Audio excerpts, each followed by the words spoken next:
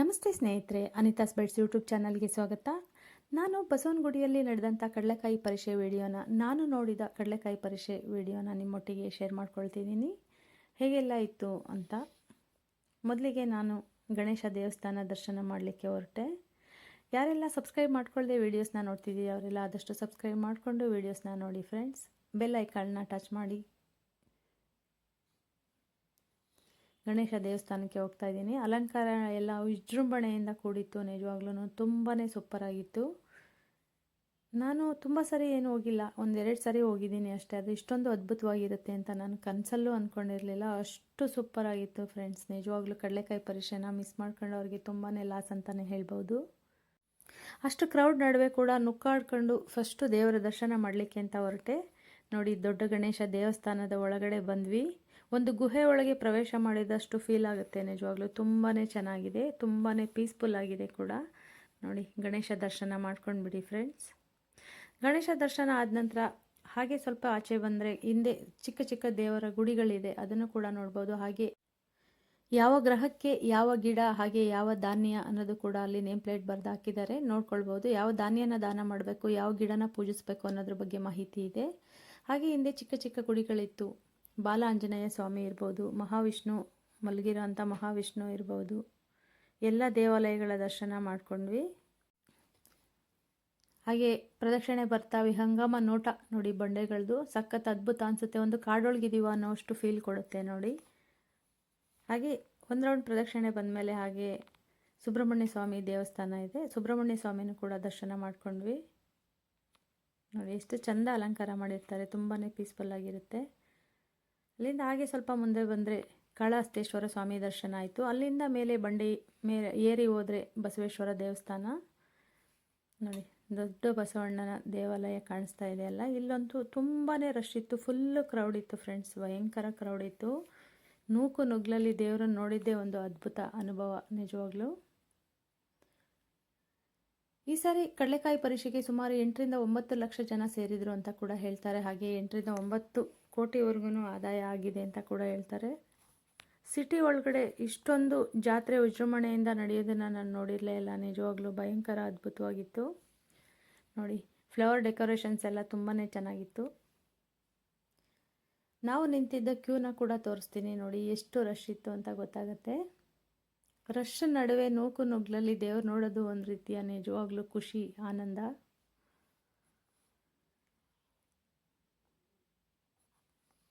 ನೋಡ್ತಿದ್ದೀರಲ್ಲ friends, 4 line ಅಷ್ಟು Q ಇತ್ತು. ಅಷ್ಟು ಕ್ಯೂ ನಡುವೆ ಸಾಗಿ ದೇವ್ರ ದರ್ಶನ ಮಾಡಿದ್ದು ನಿಜವಾಗ್ಲೂ ಅದ್ಭುತವಾಗಿತ್ತು, ಬಹಳ ಚೆನ್ನಾಗಿತ್ತು ಕೂಡ. ನೂಕು ನುಗ್ಲಲ್ಲಿ ಕ್ಯೂ ನಡುವೆ ಅಂತೂ ಇಂತೂ ದೇವಾಲಯದ ಬಾಗಿಲಿಗೆ ಬಂದಿದ್ದಾಯಿತು. ಈ ದೇವಸ್ಥಾನನ ನಾಡಪ್ರಭು ಕೆಂಪೇಗೌಡ ಅವರು 1537ರಲ್ಲಿ ನಿರ್ಮಾಣ ಮಾಡಿದ್ದಾರೆ. ಇನ್ನು ಬಸವಣ್ಣನ ಬಗ್ಗೆ ಹೇಳೋದಾದರೆ ಇದು ಏಕಶಿಲಾ ಮೂರ್ತಿ. 15 ಅಡಿ ಎತ್ತರ ಇದೆ, ಹಾಗೆ 20 ಅಡಿ ಉದ್ದ ಇರೋ ಅಂಥ ವಿಗ್ರಹ. ಹತ್ರ ಹೋಗಿ ನೋಡಿದ್ರೆ ತುಂಬಾ ಅದ್ಭುತವಾಗಿದೆ. ಇವಾಗ ರಶಲ್ಲಿ ತುಂಬ ಹತ್ರದಲ್ಲಿ ಬಿಟ್ಟು ನೋಡಲಿಕ್ಕೆ ಸಾಧ್ಯ ಇಲ್ಲ, ಆದಷ್ಟು ಝೂಮ್ ಮಾಡಿ ತೋರಿಸಿದ್ದೀನಿ. ಎಲ್ಲರೂ ನೋಡಿ ದರ್ಶನ ಮಾಡ್ಕೊಂಡ್ಬಿಡಿ. ತುಂಬಾ ಅದ್ಭುತವಾಗಿರೋ ಅಂಥ ಒಂದು ವಿಗ್ರಹ, ಏಕಶಿಲಾ ವಿಗ್ರಹ.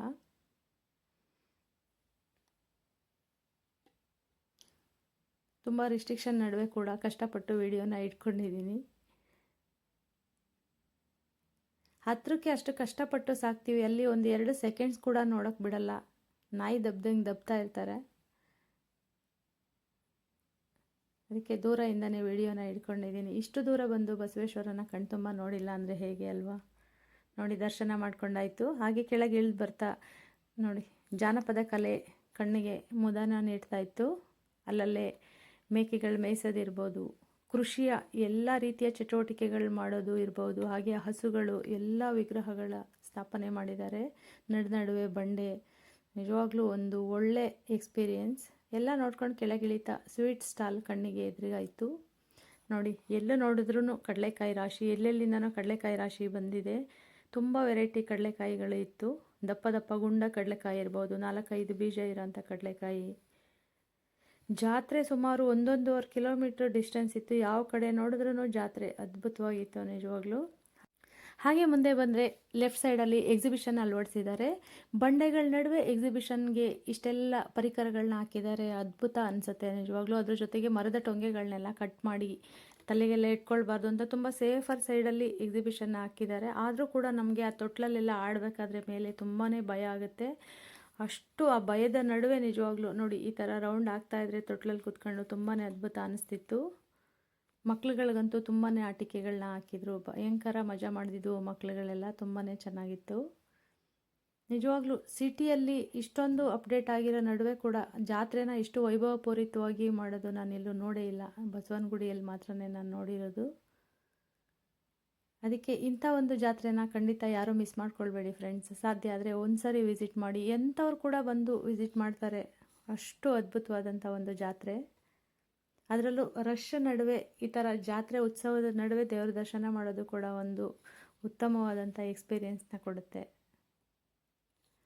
ಎಷ್ಟು ಚೆನ್ನಾಗಿದೆ ಅಲ್ವಾ ಎಲ್ಲ ಥರದ ಆಟಿಕೆಗಳು. ಈ ಸರಿ ಅಂತೂ ಮುಗ್ದೋಯ್ತು. ಈ ಸರಿ ಯಾರೂ ಹೋಗಿಲ್ಲ, ನೆಕ್ಸ್ಟ್ ಸರಿ ಖಂಡಿತ ಮಿಸ್ ಮಾಡ್ದೇ ಹೋಗಿ ನೋಡಿ. ತುಂಬಾ ಚೆನ್ನಾಗಿರುತ್ತೆ. ರಶ್ ನಡುವೆ ದೇವರ ದರ್ಶನ ಮಾಡೋದು ಕೂಡ ಒಂದು ಅದ್ಭುತ ಎಕ್ಸ್ಪೀರಿಯೆನ್ಸ್ ಕೂಡ. ನಾರ್ಮಲ್ ಡೇಸಲ್ಲಿ ಇಷ್ಟು ಖುಷಿ ಕೊಡಲ್ಲ ದೇವಸ್ಥಾನಗಳು. ಯಾವಾಗ್ಲೂ ತುಂಬ ಅಲಂಕಾರದಲ್ಲಿ ಜಾತ್ರೆಯಲ್ಲಿ ದೇವ್ರು ನೋಡಿದಾಗ ಸಿಗೋ ಖುಷಿ ಆನಂದನೇ ಬೇರೆ.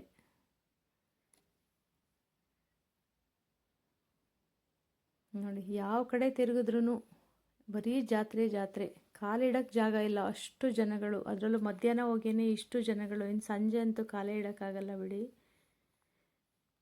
ಚಿಕ್ಕ ಚಿಕ್ಕ ಆಟದ ಸಾಮಾನುಗಳಿರ್ಬೋದು, ಅಡುಗೆ ಪರಿಕರಗಳೆಲ್ಲ ಪುಟ್ ಪುಟಾಣಿದು ತುಂಬಾ ಅಟ್ರಾಕ್ಟಿವ್ ಆಗಿತ್ತು. ಅದಕ್ಕೆ ಅದು ಕೂಡ ವಿಡಿಯೋಸ್ನ ಇಟ್ಕೊಂಡೆ. ನಿಮಗೆ ಗೊತ್ತಲ್ಲ ಫ್ರೆಂಡ್ಸ್, ಜಾತ್ರೆ ಅಂದರೆ ಅದರಲ್ಲೂ ಏನೆಲ್ಲ ಆಟಿಕೆಗಳಿರ್ಬೋದು, ಏನೆಲ್ಲ ಮನೆಗೆ ಬಳಸೋಂಥ ಅಲಂಕಾರಿಕ ವಸ್ತುಗಳು ಎಲ್ಲವೂ ಕೂಡ ಎಲ್ಲಿ ಸಿಕ್ಕಿಲ್ಲ ಅಂದ್ರೂ ಬಸವನಗುಡಿ ಕಡಲೆಕಾಯಿ ಪರಿಷೆಯಲ್ಲಂತೂ ಸಿಕ್ಕೇ ಸಿಗುತ್ತೆ. ತುಂಬಾ ಇಂಟೀರಿಯರ್ ಐಟಮ್ಸ್ ಹಾಕಿರ್ತಾರೆ.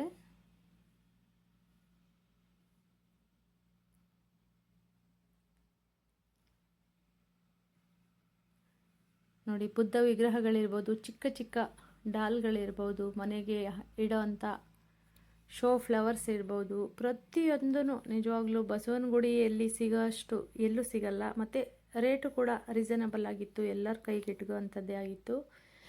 ಕಡಲೆಕಾಯಿ ಪರಿಷೆ ಆಗಿರೋದ್ರಿಂದ ಕಡಲೆಕಾಯಿನೇ ಹೈಲೈಟ್ ಮಾಡಬೇಕನ್ನೋ ಕಾರಣಕ್ಕೆ ನಾನು ಎಲ್ಲೆಲ್ಲಿ ಕಡಲೆಕಾಯಿ ಹಾಕಿದ್ರು ಮ್ಯಾಕ್ಸಿಮಮ್ ಅದೆಲ್ಲ ವೀಡಿಯೋಸ್ನ ಇಟ್ಕೊಂಡಿದ್ದೀನಿ. ಕಡಲೆಕಾಯಿ ಪರಿಷೆಯಲ್ಲಿ ಕಡಲೆಕಾಯಿ ವೀಡಿಯೋಸ್ನ ಇಟ್ಕೊಂಡಿಲ್ಲ ಅಂದರೆ ಹೇಗೆ ನೋಡಿ.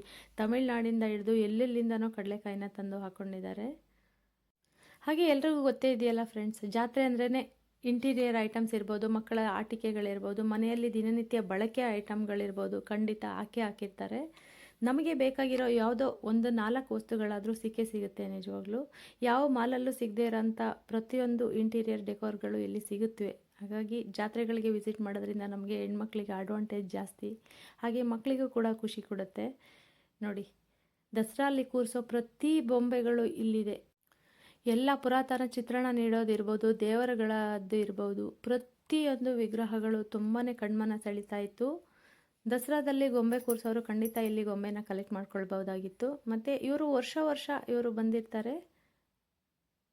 ಸ್ಟ್ಯಾಚ್ಯೂ ಸೈಲೆಂಟಾಗಿ ಇಷ್ಟೊತ್ತು ನಿಂತ್ಕೊಳ್ಳೋದು ನಿಜವಾಗ್ಲೂ ಕಷ್ಟನೇ. ನೋಡಿ ಹಾಗೆ ಎಲ್ಲೆಲ್ಲಿ ಕಡಲೆಕಾಯಿ ಹಾಕಿದ್ರು, ತುಂಬ ವೆರೈಟೀಸ್ ಕಡಲೆಕಾಯಿಗಳಿರ್ಬೋದು, ಹಾಗೆ ಹುರಿದಿರೋ ಕಡಲೆಕಾಯಿ, ಬೇಯಿಸಿರೋ ಕಡಲೆಕಾಯಿಯಿಂದ ಹಿಡಿದು ಹಸಿ ಕಡಲೆಕಾಯಿವರೆಗೂ. ಕಡಲೆಕಾಯಿ ಪರಿಷೆ ಅಂದಮೇಲೆ ಕಡಲೆಕಾಯಿಯಲ್ಲಿ ತೊಗೊಳ್ಳೇಬೇಕಲ್ವ, ಹಾಗಾಗಿ ಮಾತ್ರ ಸ್ವಲ್ಪ ಕಾಸ್ಟ್ಲಿನೇ ಇತ್ತು. ಪರವಾಗಿಲ್ಲ, ವರ್ಷಕ್ಕೊಂದು ಸಾರಿ ಎಕ್ಸ್ಪೀರಿಯೆನ್ಸ್ ಮಾಡೋಕ್ಕೆ ಚೆನ್ನಾಗಿರುತ್ತಲ್ವ, ಹಾಗಾಗಿ ಕಡಲೆಕಾಯಿ ಎಲ್ಲ ಬೈ ಮಾಡಿದ್ದಾಯಿತು. ಹಾಗೆ ಕೊಲ್ಲಾಪುರ್ ಮಾದರಿಯ ಚಪ್ಪಲ್ಗಳು, ಶೂಗಳು ಎಲ್ಲ ಹಾಕ್ಕೊಂಡಿದ್ರು. ಕಡಲೆಕಾಯಿ ಪರಿಷೆಯಲ್ಲಿ ಇಂಥದ್ದು ಸಿಕ್ಕಿಲ್ಲ ಅನ್ನೋಂಗಿಲ್ಲ. ಪ್ರತಿಯೊಂದು ವಸ್ತುನೂ ಆಟಿಕೆಯಿಂದ ಹಿಡಿದು ಹೋಮ್ ಡೆಕೋರಿಂದ ಹಿಡಿದು ನೋಡಿ, ನಮ್ಮ ಮೇಕಪ್ ಸಾಮಗ್ರಿಗಳಿಂದ ಹಿಡಿದು ಪ್ರತಿಯೊಂದು ಇತ್ತು. ಪ್ರತಿಯೊಂದು ಮೆಹಂದಿ ಹಾಕೋರು ಕೂಡ ಇದ್ದರು ಅಲ್ಲಲ್ಲೇ ನೋಡಿ. ಆರ್ಟಿಫಿಷಿಯಲ್ ವಾಸ್ಗಳಿರ್ಬೋದು, ಎಲ್ಲಿ ನೋಡಿದ್ರಲ್ಲಿ ಜಾತ್ರೆ. ಸುಮಾರು 1.5 ಕಿಲೋಮೀಟ್ರಷ್ಟು ಜಾತ್ರೆನೇ ಇತ್ತು. ಯಾವ ಕಡೆ ಹೋಗ್ಬೇಕಂತ ಗೊತ್ತಾಗಲ್ಲ, ಅಷ್ಟು ಕ್ರೌಡ್ ಇತ್ತು ಬಿಡಿ. ಭಯಂಕರ ಅದ್ಭುತವಾಗಿತ್ತು ಫ್ರೆಂಡ್ಸ್. ಖಂಡಿತ ನೀವು ಕೂಡ ಮಿಸ್ ಮಾಡ್ಕೊಳ್ಬೇಡಿ. ನೆಕ್ಸ್ಟ್ ಇಯರ್ ಖಂಡಿತ ವಿಸಿಟ್ ಮಾಡಿ.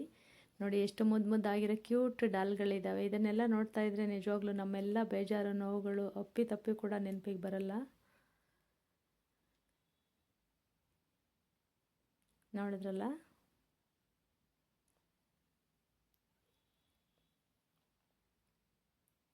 ಜಾತ್ರೆನ ತೊಗೊಳ್ತೀವೋ ಬಿಡ್ತೀವೋ ನೋಡಿ ಅದ್ರ ಫೀಲ್ನ ಅನುಭವಿಸ್ಬಿಡ್ಬೇಕು ನಮಗೆ ಹೆಣ್ಮಕ್ಳಿಗೆ. ಹಾಗೆ ಇಡೀ ಜಾತ್ರೆನ ತೋರಿಸ್ತಾ ಇದ್ದೀನಿ. ನನ್ನ ಕೈಯಲ್ಲಾದಷ್ಟು ನಾನು ತೋರಿಸ್ತಿದ್ದೀನಿ. ಅತಿಯಾಗಿ ತೋರಿಸಿದ್ರು ಕೂಡ ಬೋರ್ ಆಗಿಬಿಡುತ್ತೆ. ಹಾಗೆ ಯಾರೆಲ್ಲ ಜಾತ್ರೆಗೆ ಹೋಗಿ ನೋಡಿಲ್ಲ ಅವರೆಲ್ಲ ಈ ಜಾತ್ರೆನ ನೋಡಿ ಕಣ್ ತುಂಬ್ಕೊಳ್ಳಿ. ಹಾಗೆ ಹೇಗೆ ಬಂದಿದೆ ಅಂತ ಕೂಡ ಕಮೆಂಟ್ಸ್ ಮಾಡಿ ತಿಳಿಸಿ ಫ್ರೆಂಡ್ಸ್. ನಿಮಗೆ ಇಷ್ಟ ಆದರೆ ನಿಮ್ಮ ಫ್ರೆಂಡ್ಸ್ ರಿಲೇಟಿವ್ಸ್ ಕೂಡ ಶೇರ್ ಮಾಡಿ. ಆದಷ್ಟು ಸಬ್ಸ್ಕ್ರೈಬ್ ಮಾಡಿಕೊಂಡು ವೀಡಿಯೋಸ್ನ ನೋಡಿ ಫ್ರೆಂಡ್ಸ್. ನೋಡಿ ಮತ್ತೊಂದು ಗೊಂಬೆಗಳ ಅಂಗಡಿನ ತೋರಿಸ್ತಾ ಇದ್ದೀನಿ. ಥೀಮ್ ಹಾಕ್ಕೊಂಡು ಗೊಂಬೆ ಕೂರಿಸೋರಿಗೆ ನಿಜವಾಗ್ಲೂ ಸೂಪರಾಗಿರೋ ಗೊಂಬೆಗಳು ಎಲ್ಲಿ ಸಿಗುತ್ತೆ. ಪೂರ ಜಾತ್ರೆನ ಖಂಡಿತ ತೋರ್ಸೋಕ್ಕಾಗಲ್ಲ, ಅಷ್ಟೊಂದು ಜಾತ್ರೆ ಕಟ್ಟಿತ್ತು. ಆದರೆ ನಾನು ಸ್ವಲ್ಪ ಮಟ್ಟಿಗೆ ಜಾತ್ರೆನ ತೋರಿಸಿದ್ದೀನಿ. ಎಲ್ಲರೂ ನೋಡಿ ಎಂಜಾಯ್ ಮಾಡಿ. ನೋಡಿ ಎಲ್ಲ ವೆರೈಟಿಯ ಬಳೆಗಳಿರ್ಬೋದು, ಇಂಟೀರಿಯರ್ ಡೆಕೋರ್ಸಿಂದ ಹಿಡಿದು ಪ್ರತಿಯೊಂದು ಸಿಗುತ್ತೆ ಫ್ರೆಂಡ್ಸ್. ಎಷ್ಟೇ ಹೇಳಿದ್ರು ಸಾಲದು, ಪದೇ ಪದೇ ಹೇಳಿದ್ರೆ ನಿಜವಾಗ್ಲೂ ಬೋರ್ ಆಗ್ಬೋದು.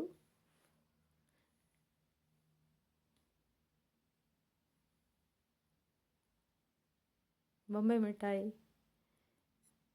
ಸರಗಳು ಇರ್ಬೋದು, ಪರ್ಸ್ ಇರ್ಬೋದು, ನೋಡಿ ಚಾಟ್ಸ್ ಅಂಗಡಿಗಳು,